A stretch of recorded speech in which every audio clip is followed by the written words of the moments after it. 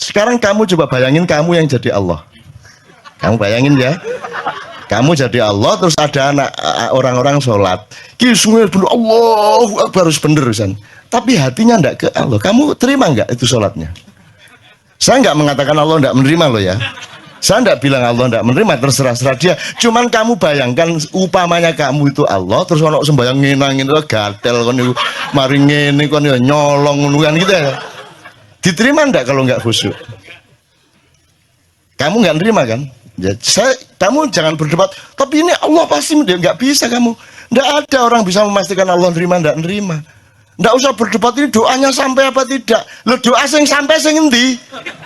Nggak ono. Nggak usah diperdebatkan. Bodoh gak ruwe kok.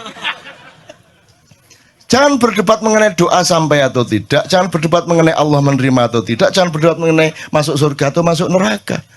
Kok niku besane Gusti Allah ta ya apa? Kapan besanane resepsi ini di gedung apa kon? Bagaimana kamu bisa menentukan seseorang pasti masuk surga atau pasti masuk neraka, seseorang pasti diterima Allah atau tidak? Bahwa kita yakin, iya. Itulah yang namanya puncak iman. Tetapi kalau kamu disuruh menyatakan bahwa kamu diterima Allah, kamu tidak berani tanda tangan. Itu cuma keyakinan saya kok. Dan keyakinan kan tidak bisa diapa-apain. Dan itu juga tetap tidak bisa Anda bawa keluar, itu hanya ada di dalam dirimu. Jadi misalnya sekarang gini, Hendra, siapa Allahmu? Siapa Tuhanmu? Allah. Siapa Nabimu? Muhammad. Ya, kalau teman-teman agama lain punya struktur sendiri gitu ya. Siapa presidenmu?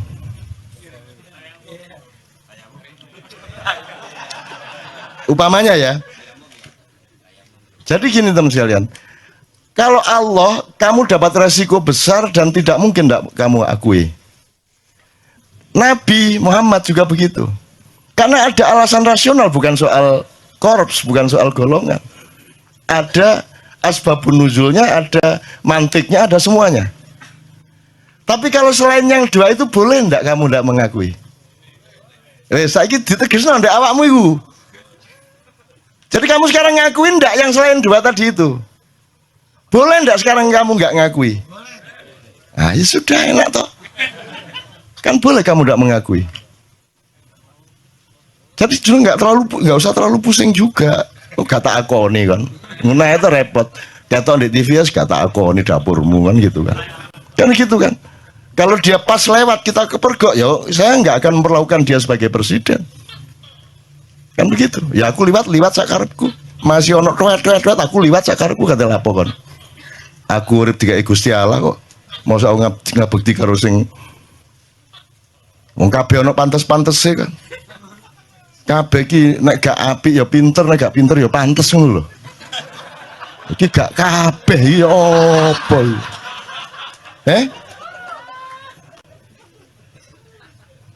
Ya bojo iku gak pinter gak apa-apa angger ayu, ngono ta? Gak ayu gak apa-apa angger ngabekti kan. Iki gak kabeh. Ya apa pinter gak ngabekti gak ayu gak ya apa. Maka bal huwa yakut. Nah sekarang teman-teman sekalian, kalau ada mutiara di luar dirimu, kamu harus bersyukur kepada Allah. Kalau ada orang yang mengingatkan kamu kepada bahwa dalam hidup ini Allah bikin macam-macam, kadarnya macam-macam. Nabi aja beda-beda kok. Masuk Nabi podo kabeh, terus nanti di surga haknya sama gitu. Ya beda. Ada yang kekasihnya Allah, ada yang sahabat karibnya Allah, ada yang juru bicaranya Allah, ada yang sembelihannya Allah. Kan gitu. Ismail sembilannya Allah. Terus rumah kamu juga enggak ngerasain deh jadi Ibrahim. Bayangin kamu jadi Ibrahim, disuruh Allah nyembelih anaknya, itu gimana rasanya coba? Kamu tenang-tenang aja.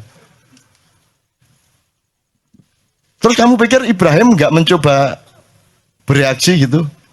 Terus ya ikhlas ya Allah, ya enggak lah.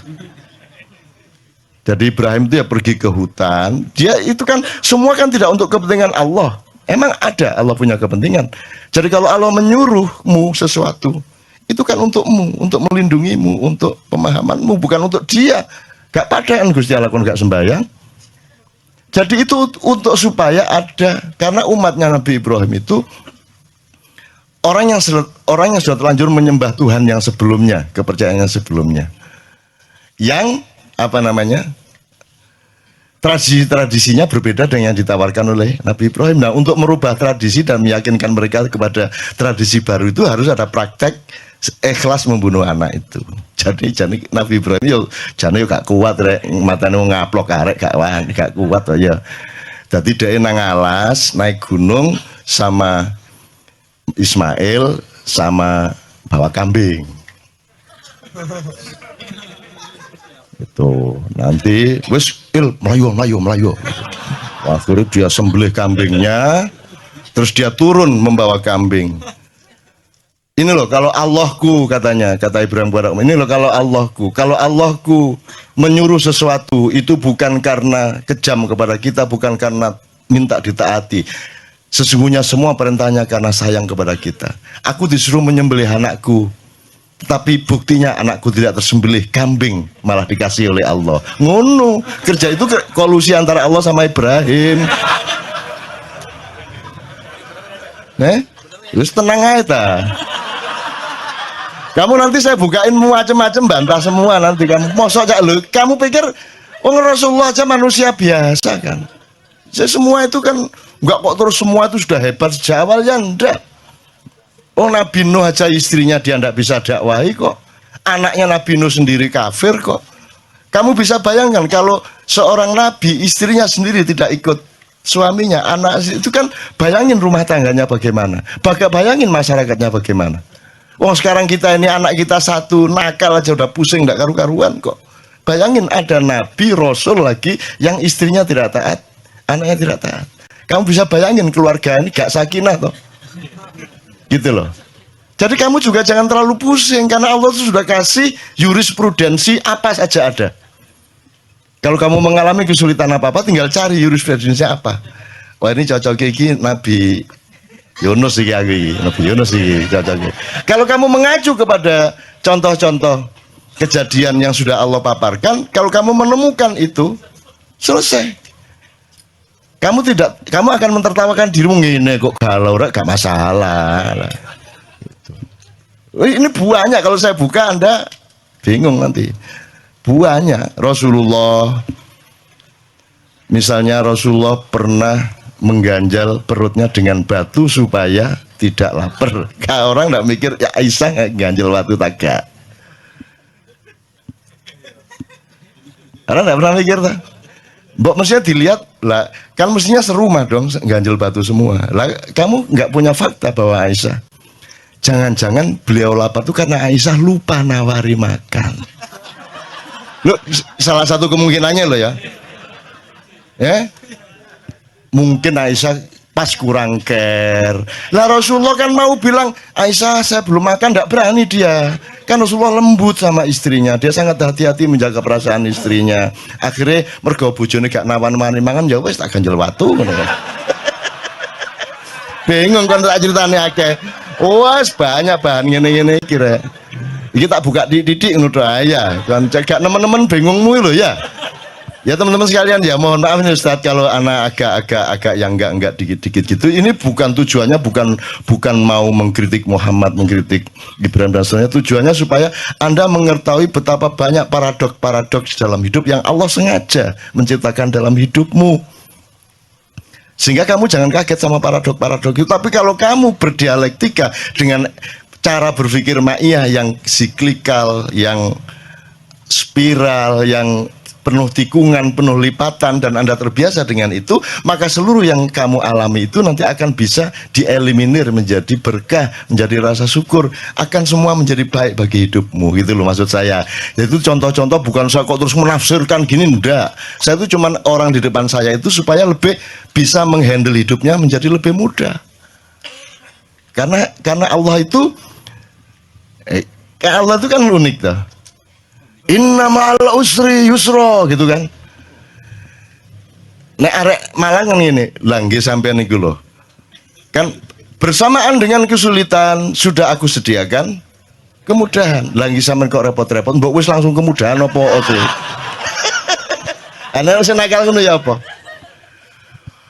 Semua orang di Indonesia kalau pidato syukur kepada Allah yang telah memberi kesehatan kita hari ini, dan tidak lupa kepada junjungan Nabi besar Muhammad SAW yang telah membawa kita dari kegelapan menuju cahaya. Itu sono sing nakal. Gusti Allah ya repot-repot ya. Mbok wis langsung cahaya opo ose, dadak kegelapan barang gitu loh. Loh, tapi memang dramanya seperti itu dan Allah maunya dialektika kemesraan yang seperti itu. Jadi Anda jangan hidup di dalam satu penggalan sehingga Anda kebingungan dalam penggalan itu. Anda harus transenden, harus melihat keseluruhan dari metabolisme yang Allah ciptakan itu sehingga Anda senyum-senyum. Iya, gak apa-apa. Iya, ngerti aku. Ya ampun, nggih, ngertas gula. Ngertas gula. Nah, makanya kan kata rahasia, Ustaz ya, tolong dalam tasawuf, kata rahasia itu kan sangat mesra. Kalau sudah Allah ngomong sirrun, asrarun gitu ya, itu kan salah satu kemesraan itu karena kita punya rahasia, punya ketidaktahuan, punya kesulitan, punya kebingungan. Kalau kita nggak punya kesulitan, gak enak. Makanya ya saya doakan mudah-mudahan Anda penuh kesulitan hidup Anda.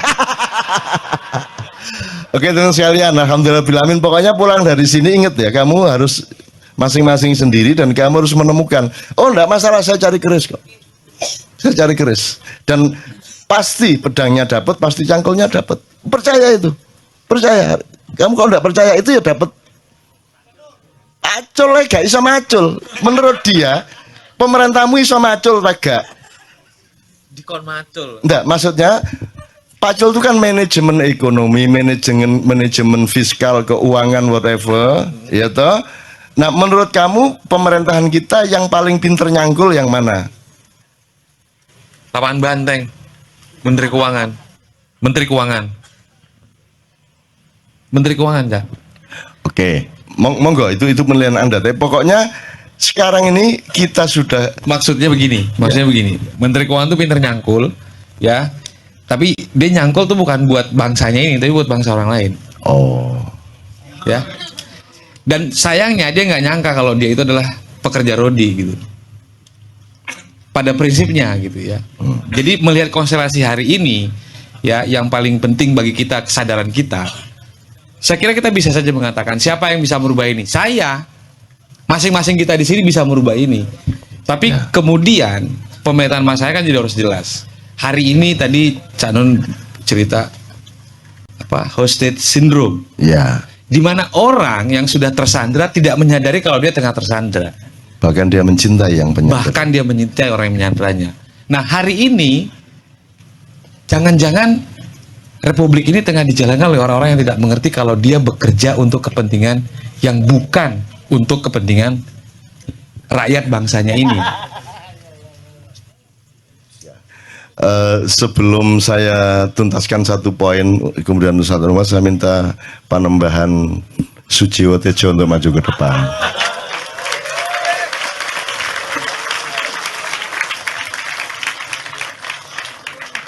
Belum dipuncai Ustaz Nur Somad dan Mas Jiwo Tejo, saya tanya sama Mas Ardi satu lagi. Kalau kita mau dandanin negara ini, itu punya...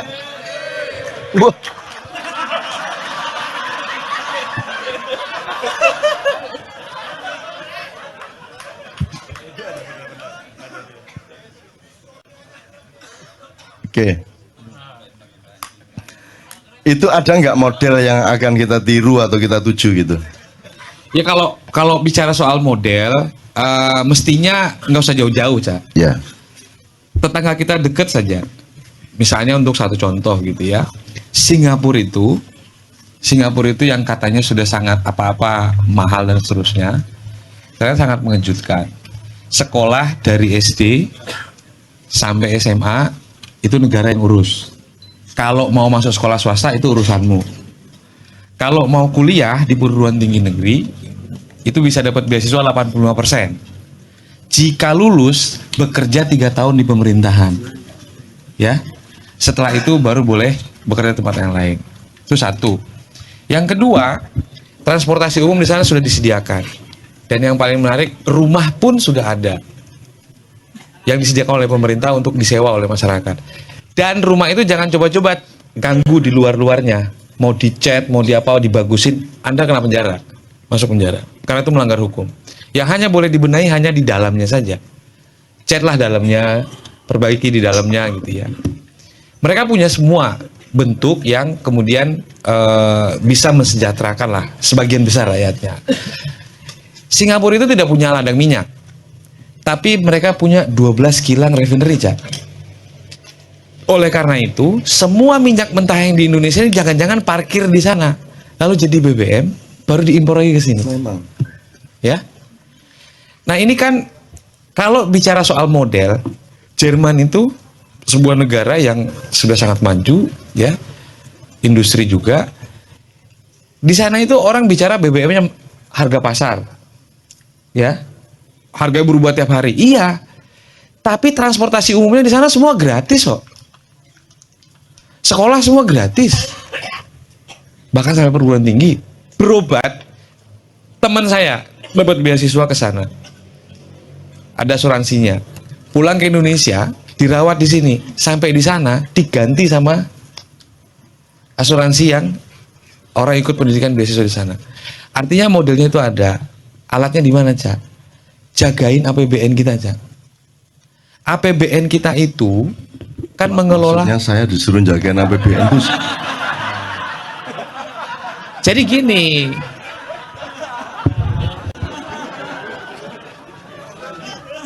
kalau Cak Anun kan suruh jagain seniman gitu kan udah tahu kunciannya kan. Sekarang kita kenapa mesti jagain APBN?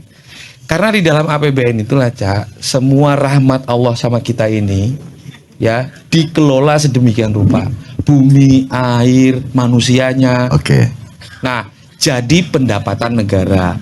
Setelah dia jadi pendapatan negara, maka kemudian dia dibelanjakan. Jadi kan kita bisa ngelola. Gini, kalau jaga APBN, dia kuncinya ya. Oke. Itu saya menormalnya kan harus pakai pedang. Oh iya. Nah, saya kan tidak punya pedang. Maka saya hanya bisa menjaga melalui keris. Sedangkan keris ini milik Allah. Jadi saya perlu izin Allah. Tentu, Cak, tentu. Gitu. Bagi saya sendiri juga, saya menganggap saya meniatkan ya. Karena saya percaya, kayak kata Cak Nun tadi, bahwa kita ini bukan siapa-siapa kok. Udah disebutin, wa ma khalaqtul jinna wal insa illa liya'budun. Kita tuh Tejo diciptakan. gak apal itu.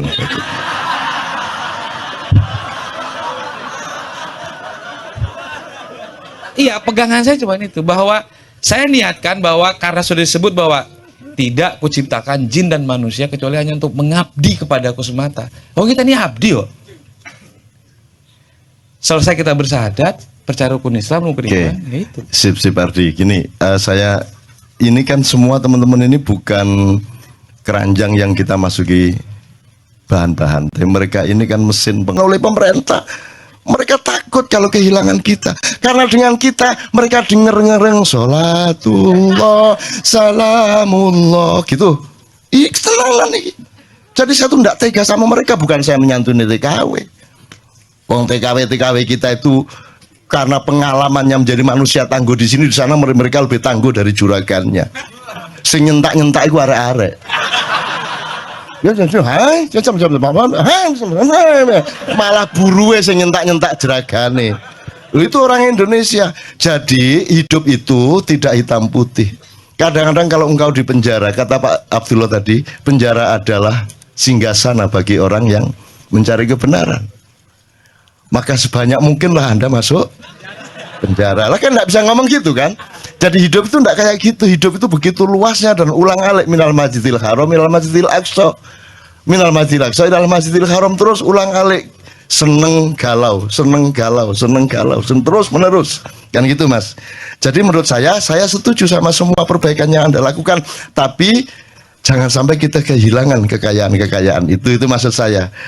Tidak ada di seluruh. Kalau kita nanti bikin negara dengan undang-undang yang sangat ketat, terus jam 10 bengi itu guyon gak oleh. Ya ta? Antum di Mesir itu kalau kedengaran di Mesir loh, gurung London loh. Kiai Kanjeng jam 9 pagi sudah keluar rumahnya ngerokok bareng guyon kok ditekani polisi. Coba guyon gak oleh kalau negara capopo. Goreng gereh gak oleh. Tetangga bau telepon polisi. Ini negara capopo. Makanya kalau ngomong kebudayaan dan manusia dan rakyat itu tidak ada lain kecuali kita. Wah, wes. Coba di seluruh dunia mana ada forum yang di panggung semua merokok kayak gini?